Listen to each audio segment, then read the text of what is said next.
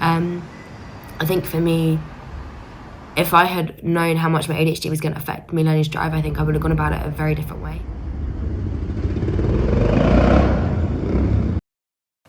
Attention deficit hyperactivity disorder, known as ADHD, is a condition that affects 3.5% of the UK adult population.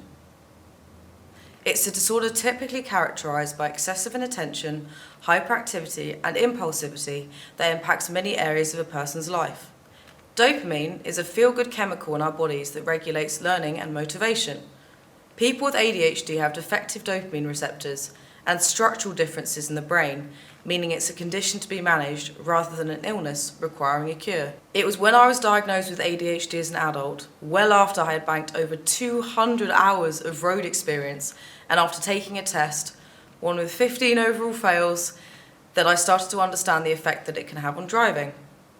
I also have ongoing trauma associated with a severe car crash, which I have received EMDR, a type of reprocessing therapy, which had previously fed into anxiety behind the wheel. While making this documentary, I took my second and third tests. ADHD can severely impact driving.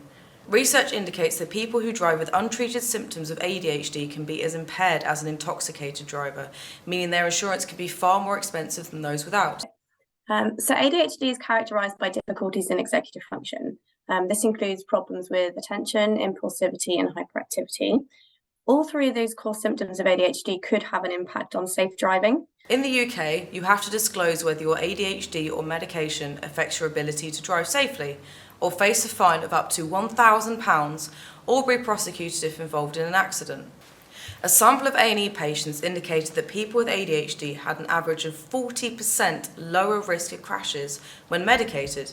Stimulant medications, some amphetamine-based and controlled substances, can be incredibly taxing on the body, particularly the heart, which requires regular monitoring. So, how much of an impact does driving while unmedicated have? So inattention can mean that we get distracted easily, or we're not aware of the things that are going on around us. There you're looking at the cat rather than concentrating on the roundabout. So there you're looking, but you've got to keep the car straight as well. Yeah. Cat under that car. Oh my god, I've done it again. Yeah. Oh, look at the doggy. Have you got any pets? See? The pandemic has negatively impacted all learner drivers as practical tests were suspended and cancelled, leading to extensive wait times. Driving instructors proposed internal testing to take pressure off the system, which brought into question the examination process. If ADHD students can access extra accommodations for academic assessments, why is there not an alternative way of testing for practical exams? I think it's very difficult to police in the sense that I think you're going to get with everything a few dishonest people. I think it's just a very difficult one because I get it because you guys would be so much better if we tested because you'd be more relaxed. If my ADHD was taken into consideration, then it would have been a lot easier. If they were encouraging more people to be open about if they have ADHD and how that affects them during their test process, they could take that into consideration. The research found a 62% higher crash risk for teen drivers with ADHD in the first month after getting their licence, and a 37% higher risk in the first 4 years after receiving their licence, regardless of the age when obtained.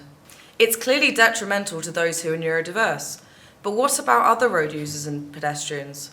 Is it fair to other learner drivers if those with specific learning disabilities have a seemingly easier testing process, especially if that makes them less able and safe drivers? I have a lot of friends struggle with the theory. They just couldn't get their heads around the signs. And although it's really imperative when you're driving, I think that there needs to be a system that is more in place for people who just can't grasp that element. No, I don't think there should because actually you've got to be as safe as everybody else. And actually if the ADHD or whatever is so bad that you can't focus, then no disrespect to you, but I would rather you weren't on the road. I agree.